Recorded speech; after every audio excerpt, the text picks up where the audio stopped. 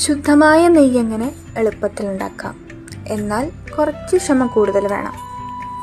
പാല് കാച്ചി തണുത്ത് കിട്ടണ പാൽപ്പാട ഇങ്ങനെ കാത്ത് വെച്ച് അതിങ്ങനെ ജാറിലിട്ട് തണുത്ത വെള്ളമോ ഐസ് ക്യൂബോ ഒക്കെ ഇട്ട് ഒന്ന് കുറച്ച് നേരം അടിച്ചെടുക്കുക.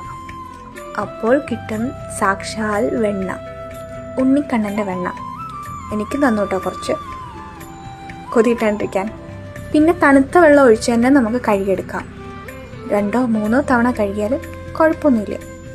അതിനുശേഷം ചീനിച്ചട്ടി എടുക്കുക, വെണ്ണക്കട്ട അങ്ങോട്ട് ഇടുക.